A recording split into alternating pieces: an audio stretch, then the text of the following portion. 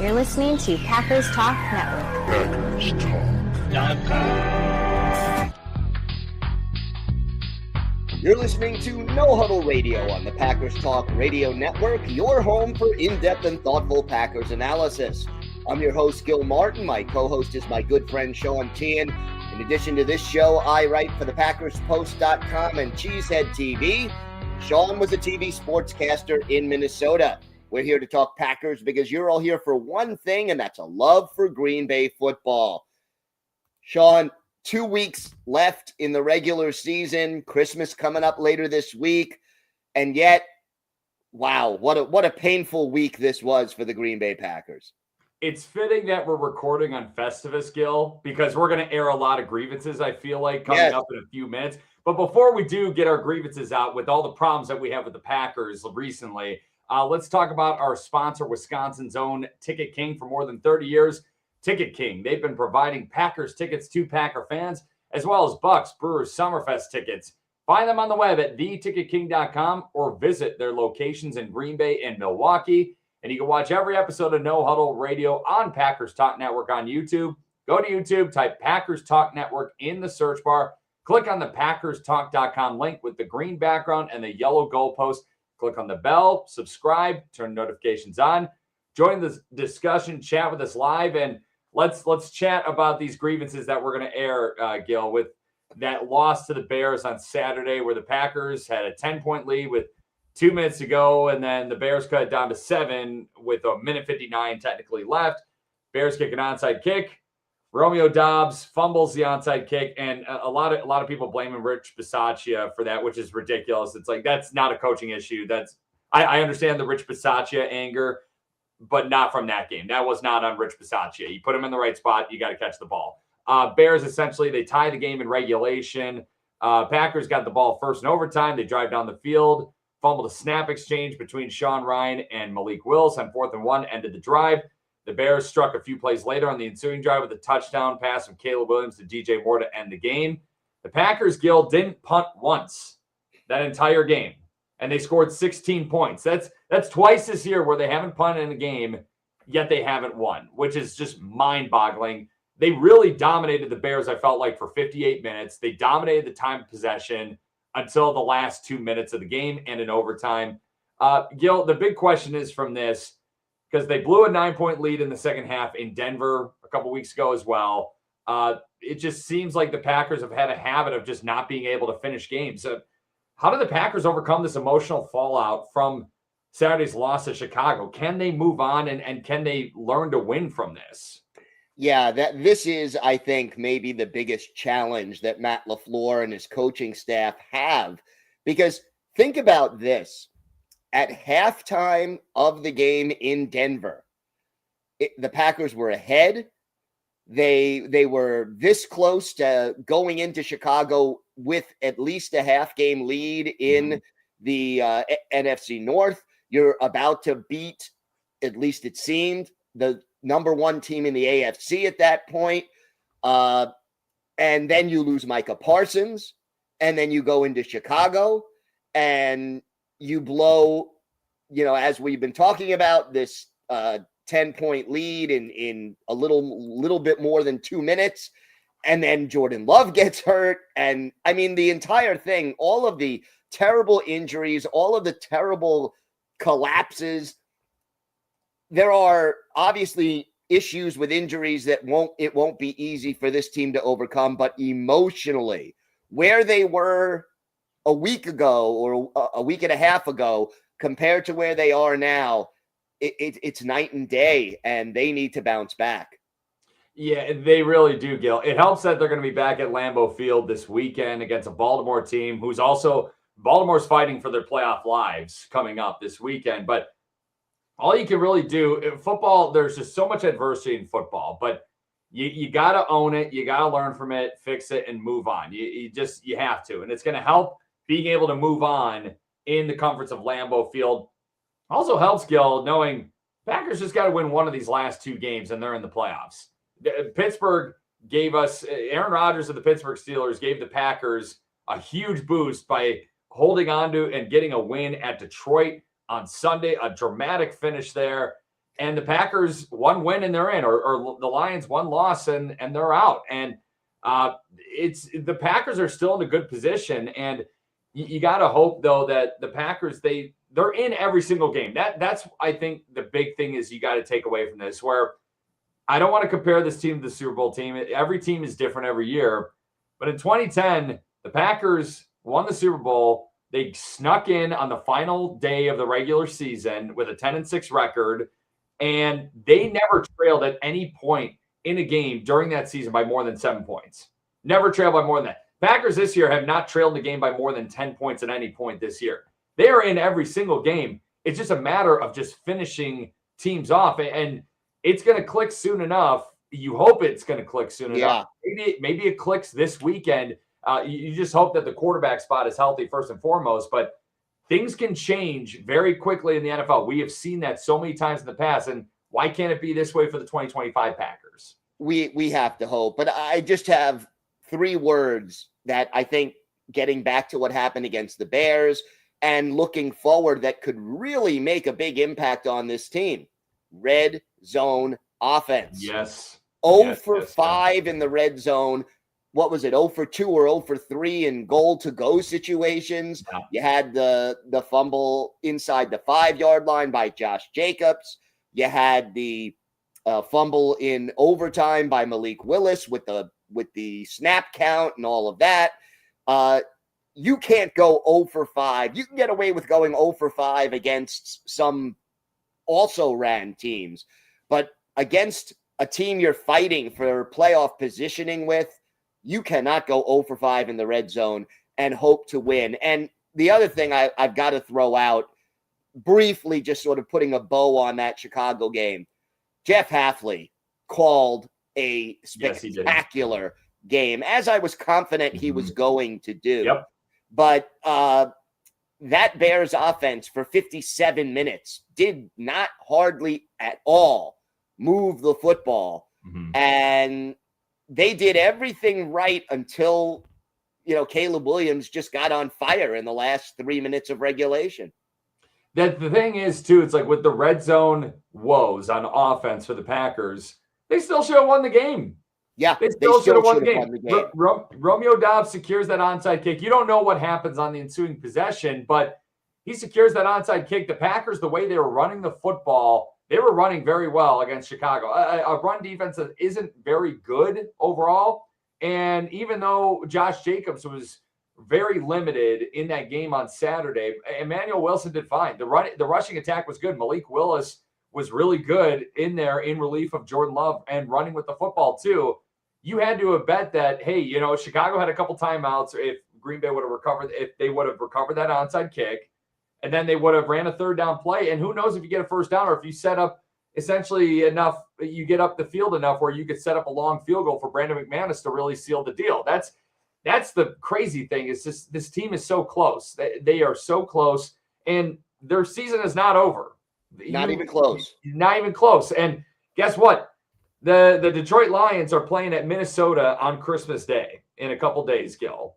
Minnesota wins that game. Green Bay may just rest a bunch of guys this week because of all the injuries that are happening right now. This season is far from over, but it's going to be very interesting to see how the Packers respond on Saturday against Baltimore at home, coming off of that really excruciating loss on Saturday in Chicago. Now wait a minute. Quick question. If the Lions do lose, would the Packers still play their regulars because they still have a chance of winning the division? Yeah, I think that's the big question you got to think about too, where you got to think, hey, do we go for the division? Because Chicago, they are at San Francisco.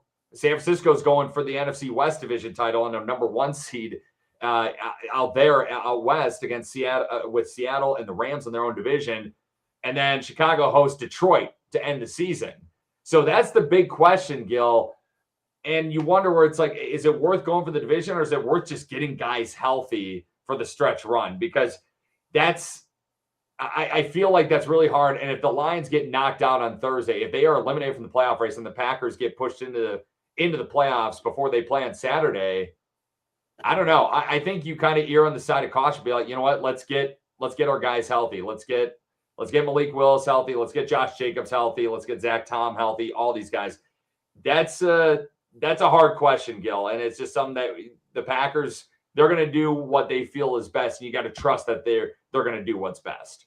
Yeah. And hopefully, hopefully they're dealing with that problem, right? I mean, that would be the ideal situation. But wow, what a difference a couple of weeks has made for this team. Oh, it's absolutely significant. Thing is, I think the NFC is wide open, though, Gil. Absolutely. And even with the Packers all beat up like they are right now, you get hot at the right time. I'll take this Packer team over anybody in the NFC. I really will. And honestly, I really want to see them play at Chicago again if it comes down to that, because I think they can definitely win. I would love it to see. That would be the sweetest revenge, obviously. Absolutely. And let's just talk about the Packer injuries real quick. Because we're recording super early in the week on this glorious day of Festivus. I got a lot of problems to air. I got a lot of problems to talk to you about, Gil. The Packers, though, let's just go over the quick injury news and notes. Notable players who didn't play on Saturday in Chicago included right tackle Zach Tom and safety Evan Williams. John Fitzpatrick, the backup tight end for the Packers, he was placed on the injured reserve list this week. He tore his Achilles. And in return, the Packers activated rookie fifth-round defensive end Colin Oliver off of the PUP and onto the 53-man roster. Maybe a little bit of a dynamic pass rush coming with Colin Oliver's skill set, a smaller guy, but you may see him in a lot of passing downs coming up as early as Saturday. So those are the big injury news and notes. And then obviously Jordan Love is in the concussion protocol for the Packers right now. He took a heck of a hit from Austin Booker from the Bears on Saturday. We don't know if he's going to play this weekend. Malik Willis also dealing with that shoulder injury on the final play of regulation that happened against the Bears. So, Gil, it's a lot of key players. And Josh Jacobs obviously limited with the knee. A lot of key players that the Packers are dealing with on the injury list right now, and including Christian Watson too. Yeah, I mean, the injury list is almost as long as the list of guys who are not on the injury list right now.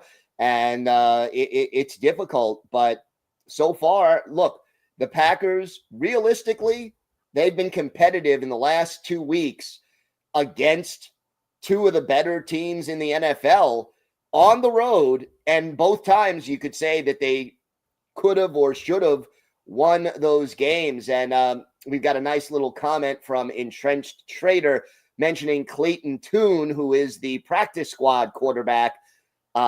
Hopefully it doesn't come to that, but if both Malik Willis and Jordan Love are unable to go, Clayton Tune is next man up under the list of quarterbacks for the Packers. Hashtag Tune time, baby. And hey, Clayton Tune, he had Matthew Golden for a short time at Houston when they were both in college. I don't know. Maybe Matthew Golden gets a little more involved in the offense if Clayton Tune does play. And Trench Trader, we got you. We know what you meant. It's autocorrect. We get it. So let's move on, though, to this matchup between the Ravens and the Packers. Let's break it down a little bit. Starting with the Ravens offense against the Packers defense. Ravens offensively, 18th in total offense this year. Green Bay, 6th in total defense. Ravens are tied for 14th in scoring, 27th in passing, and 3rd in rushing. Really good running attack, obviously, with two-time MVP, dual-threat quarterback Lamar Jackson at the helm. Green Bay defensively, 9th in scoring, 9th against the pass, and 9th against the run. Gil, this is a Baltimore offense that we've seen have a lot of talent. Lamar Jackson is one of the best when healthy. Derrick Henry is a monster at running back. The guy it looks like a defensive lineman carrying the football when he's in there. Zay Flowers, even though he fumbles a lot, he's a really talented wide receiver. An O-line that on paper is good, but has struggled a bit this year. What's the matchup between the Ravens offense and the Packers defense that we should be tuning into? I got to start with the Packers front seven going to try to stop Derrick Henry. I mean, this is a run-first offense, and we don't know about the health of the quarterback at this point. He may not start either, Lamar Jackson, so we don't know. So to me, first and foremost, you got to stop Derrick Henry, who Matt LaFleur knows pretty well from his time in Tennessee.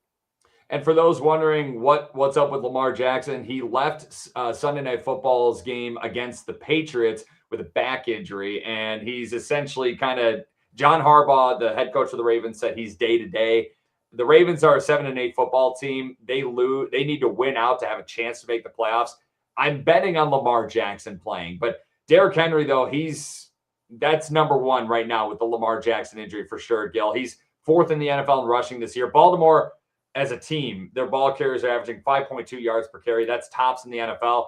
But Green Bay, hey, they've had a good test with the Bears two of the last 3 weeks, a really good rushing offense. And the Packers held their own very well against the Bears on Saturday, defending the run. They're allowing opposing ball carriers to average about 4 yards a carry. That's tied for fifth in the NFL. So that's an intriguing matchup, Gil, where I think the Packers, they do stack up pretty well against Baltimore's rushing attack. But it's just a matter of keeping Lamar Jackson in the pocket and keeping contained and staying disciplined to your lanes and alleys on defense for the Packers. Yeah, that would be the other matchup besides stopping Derrick Henry. I don't want Lamar Jackson, or, if it's Tyler Huntley, he also can move around in the pocket as well. We saw him a few years back, and he did some damage against the Packers, if I recall correctly. So to me, stop that run first. And then if Lamar Jackson is going to beat you or Tyler Huntley, he's got to do it with his arm and not with his legs. Quay Walker and Edgerrin Cooper are going to be absolutely critical this week, where I feel like it's interesting because Baltimore as an O-line, they have, despite having a really, really fast, a great athlete at quarterback at the starting spot and the backup spot, they've allowed 41 sacks this year along the O-line. That's 11th most allowed in the NFL this season. It's been a bit of a struggle for Baltimore's offensive front in general when it comes to pass protection. We've talked about against dual threat mobile quarterbacks where you got to have one guy spying on the quarterback. Lamar Jackson, if he's playing, I feel like Cooper and Walker, when Jackson's in the pocket, those guys just got to stay put in their zones and just make sure that that Lamar Jackson does not get by. They've got to be ready to go. It's essentially a safety over the top of the defensive line. That's essentially how you got to treat Lamar Jackson. Yeah, basically you do. And I'm going to throw in another two names that I think will have a bigger impact than maybe they typically do in this game. Isaiah McDuffie to help stop the run. He is so positionally sound, so smart on the field. And, when it basically comes to Derrick Henry, you got to gang tackle because he's so big. One guy doesn't always bring him down easily. So I think Isaiah McDuffie and then Javon Bullard, if he's operating out of the slot, helping to stop the run, getting up there on the line of scrimmage. And if it's not Javon Bullard, then it will be Nate Hobbs in the slot, most likely. But whoever the slot corner is going to have to help out against the run and make some plays close to the line of scrimmage. I will say with the Evan Williams injury, moving Bullard to safety, Bullard played very well on Saturday. And you know what? I'm going to give credit to Nate Hobbs defending the run from the slot position too. That was his strength when he was at the Raiders. And he made some plays in the run game from the nickel spot, from the slot corner position for the Packers on Saturday. It's been a rough season for him. There's no question there. We're not getting what we paid for overall. But Nate Hobbs showed, hey, he belongs in the slot as a cornerback. It's nice to have that luxury in case Evan Williams can't go on Saturday. It is. And then the other thing that I would point out about Nate Hobbs, and injuries have really disrupted the season for him, and playing out of position, I think, has disrupted his season as well. But compared to, let's say, Carrington Valentine or compared to Keyshawn Nixon, Nate Hobbs knows how to tackle. Yeah. And that, again, against a predominantly running offense, that could be an important factor. Yeah, Nate Hobbs and Javon Bullard, I'm with you, are going to be very critical. And again, it would be very nice to have Evan Williams back in there because he's so good defending the run from the deep safety spot. He just is, and it gives Xavier McKinney room to roam back there as a true free safety. So it's going to be very interesting to see how the Packers defensively, they scheme up against that Ravens rush-heavy attack. Now, let's switch it up. The Packers offense against the Ravens defense. Green Bay in total offense this year, they're 12th in the NFL. Baltimore, 27th in total defense. Green Bay, they're tied for 11th in scoring, 12th in passing, 14th in rushing. Baltimore defensively, 17th in scoring, 28th against the pass, and 13th against the run. Gil, we're traditionally used to seeing Baltimore be a really, really tough, sound defensive unit. Nnamdi Madubuike, their stud defensive tackle, went down earlier in the season with a season-ending, I believe, neck injury. And the Baltimore defense just hasn't seemed to recover. They don't really get after the quarterback a lot, but there's still some intriguing matchups which we should look forward to between the Packers offense and the Ravens defense. Yeah, and you mentioned that pass defense. The Packers have a deep receiving core. I think they can take advantage of that secondary, and they don't. Baltimore does not get a lot of pressure on opposing quarterbacks. They are near the bottom of the league. So that's good news, because if either Love or Willis is ready to play, them having time to throw and not getting hit a lot would be huge. Hopefully Zach Tom is able to return on Saturday. That would be a big boost to the offensive line. But Christian Watson, Jaden Reed, Matthew Golden, the Packers should be able to move the ball through the air against this Baltimore secondary. And you talk about that lack of pass rush for the Ravens, Gil. 26 sacks on the year. That's tied for fifth fewest in the NFL. And again, it's like the Ravens not having Nnamdi Madubuike, who had 13 sacks a couple of years ago from the D tackle spot. It has been so hurtful for them. And they traded away Odafe Owe to the Chargers earlier this season as well. So it's just, they just don't have much of a pass rush. It puts so much pressure on that secondary in Baltimore with Marlon Humphrey and Nate Wiggins, who are good corners. They both have 3 interceptions this year. They have 23 pass deflections between both of them. So seeing that matchup between Humphrey and Wiggins against either Watson or Romeo Doubs or Jaden Reed or maybe Matthew Golden, that's going to be interesting. But Green Bay, as a pass blocking unit, they've been pretty sound overall this year. 23 sacks allowed along the offensive line this season. It's tied for 6th fewest allowed in the NFL. So you're going to see if the weather allows it, Gil, because we never know. It's the Midwest. The weather could change in 10 minutes. Packers may be slinging the rock around a little bit even if Malik Willis is in there and Jordan Love's not in there. Yeah, very possible. Now, if Clayton Tune is in there, that may change the equation entirely, but one step at a time, right? Absolutely, for sure. And I will say the two guys, though, outside of Humphrey and Wiggins, the two guys that you got to have a plan for and make sure that they do not impact the game, who can really impact the game from the Ravens defense and help them win the game. It's linebacker Roquan Smith and safety Kyle Hamilton. Those guys are paid the big bucks for a reason. Roquan Smith, former Chicago Bear, 124 total tackles this year, 5 tackles for loss and 3 pass deflections. Kyle Hamilton got a big fat contract extension before this season. He has 92 total tackles, a sack, 7 tackles for loss, 8 pass deflections, and 2 forced fumbles this year. If the Ravens dictate the game on defense, those two guys are going to have a lot to do with it. Yeah, and they've got to try to stay away from them or set them up somehow by scheming plays that move them to a different part of the field, and then you attack the vacated area. And I will say, too, even though the pass numbers yardage-wise isn't great for the Ravens defense, opposing quarterbacks are only completing about 63% of their passes against Baltimore. That's tied for 11th in the league. They're only averaging about 6.9 yards per attempt. That's also tied for 11th. And then opposing quarterbacks have an 88.5 passer rating in the NFL this season. That's 12th in the NFL for the Ravens. So the Ravens offense, they're kind of structured in a similar way as the Packers defense. They're just not as efficient as the Packers defense, in my opinion. But it's going to be an interesting matchup to see how Matt LaFleur essentially chooses to attack this Ravens defense. Yeah, no doubt. And I mean, I think the other significant difference is the pass rush. The Packers pass rush, especially before Micah Parsons got hurt, did get consistent pressure on opposing quarterbacks. And I'll say this, even against the Bears, they did their job very well last week.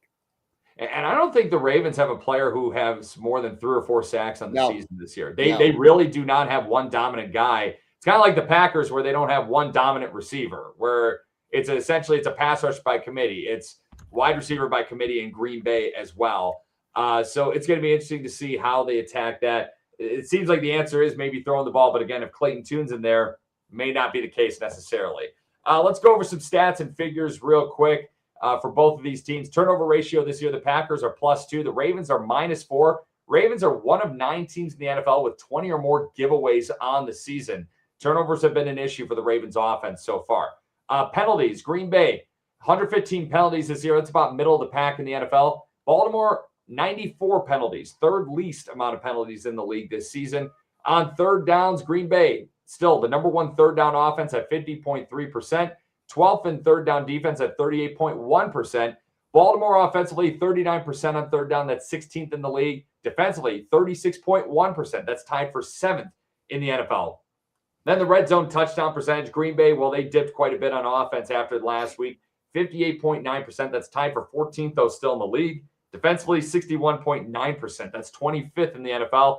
And then Baltimore on offense, 45.3% in red zone touchdown percentage on offense, which is mind-boggling. 30th in the NFL. But defensively, they're very good in the red zone, 50.9%. That's tied for 4th in the NFL. And then obviously the big injury that we're going to be monitoring before Saturday's game, it's quarterback Lamar Jackson, who left Sunday's loss against the Patriots with a back injury. John Harbaugh called him day-to-day going into Saturday's game at Lambeau.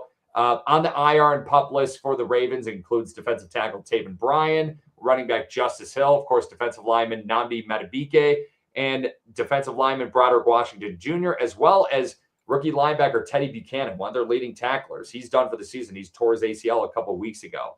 Gil, why does Green Bay win on Saturday?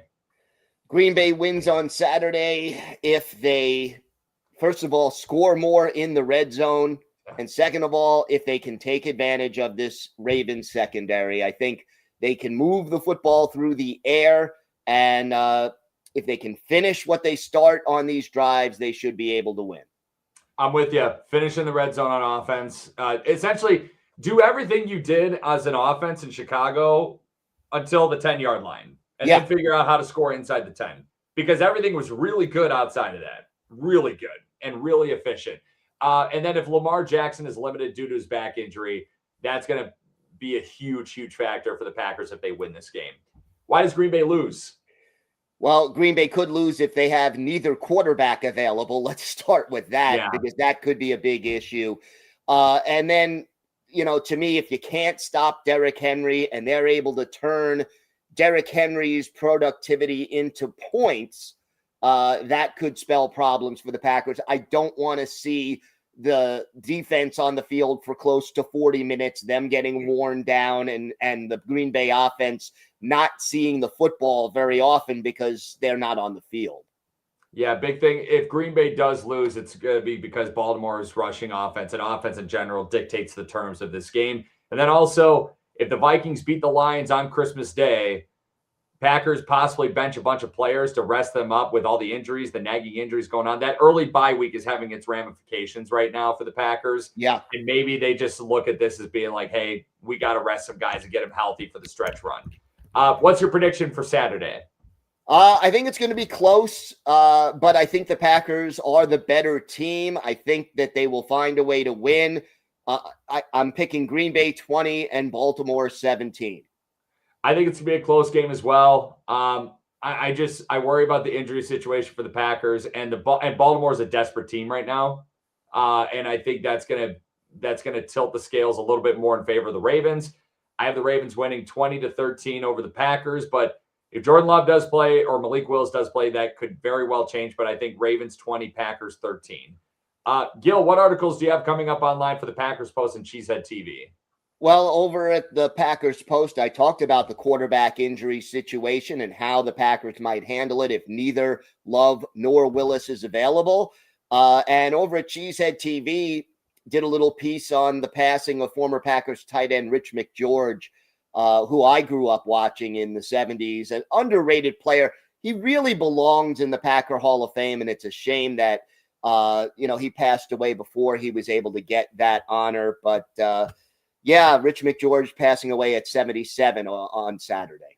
Gil, I understand he was one of your favorite players growing up. What stood out about Rich McGeorge that made him one of your favorites? Tough tight end, good blocker, did the little things right that don't get a lot of headlines, but teammates and coaches really appreciate.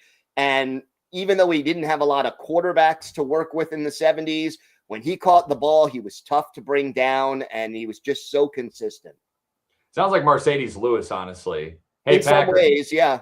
Hey, Packers, he's on Denver's practice squad. They need some tight end help. He knows the offense. I'm just saying, I know he's a little older than what we like to bring in, but maybe worth it this time of year. That's my Mercedes Lewis PR rant. Gil, how about some trivia? Yes, trivia is always good. Okay. Well, the Ravens and Packers, they're two of the more consistently competent NFL franchises over the last 3 decades. But these teams, they don't meet very often, being in different conferences. The last time they did meet was in 2021 in Baltimore, where the Ravens, with backup Tyler Huntley starting, and oddly enough, Huntley may start on Saturday at Lambeau against the Packers if Lamar Jackson can't go. Well, Huntley gave the Packers quite the run for their money. Despite having a 14-point late fourth quarter lead over the Ravens, Packers held on for a nail-biting 31-30 win at Baltimore after the Ravens' 2-point conversion attempt late in the fourth quarter failed. Gil, when these teams last met in 2021, which former Packer was credited with the pass breakup on the Ravens' failed 2-point conversion attempt? Wow. He's not a Packer, obviously, anymore. Former Packer. Right. Wow. And this guy who did, it was probably his best season as a Packer. His best season as a Packer. Okay.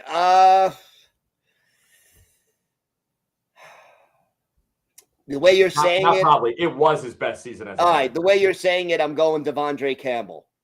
Not Devondre Campbell, but that was a really good guess because he was near the play, but it wasn't him. It was Eric Stokes. Eric Stokes broke up a Tyler Huntley pass intended for tight end Mark Andrews in the corner of the front of the end zone on that 2-point try at the end. It was one of Stokes' 14 pass deflections in his rookie season. He didn't register any pass deflections the remainder of his Packers tenure, which was ravaged by injury.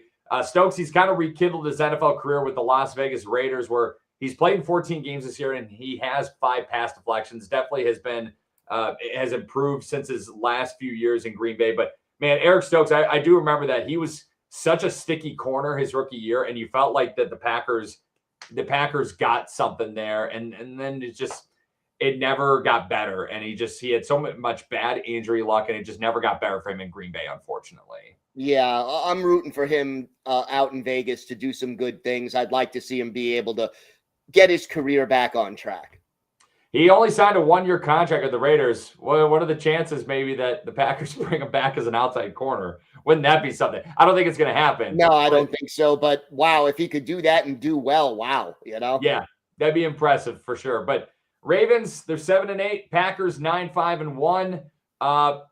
Packers win this game, they're in the playoffs. They have one win and they're in. The Ravens, they lose, they're out of the playoffs, and the Pittsburgh Steelers would clinch the AFC North. And the Packers threw Aaron Rodgers and the Steelers threw a bone to the Packers on Sunday with the win in Detroit on Sunday. Maybe the Packers return the favor for the Steelers coming up on Saturday against Baltimore. Hey, I'd love to be able to do that. That'd be something, man. That'd be pretty cool. I got no ill will towards Aaron Rodgers. I want to have 12s back. 12s got our back. We got 12s back as well. Absolutely. One hand washes the other, as they say. So you bet. Let's see. All right. Well, before we head out, want to wish everybody who's celebrating a Merry Christmas, and can't believe that we're at the end of this year already, but hoping everyone enjoys the holiday. And that's going to do it for us today. We'll be back here next week. So follow us on Twitter @Packers and @Packers on all things Packers, or to ask us questions, or you can email us at gbpackerssean@gmail.com. Make sure you're subscribed to Packers Talk on iTunes, Google Play, Spotify, YouTube, or wherever you get your podcasts. Big thanks to PackersTalk.com for powering our show, and thank you for listening. Until next time, go Pack Go. Happy Festivus. Go Pack Go. It's ready now.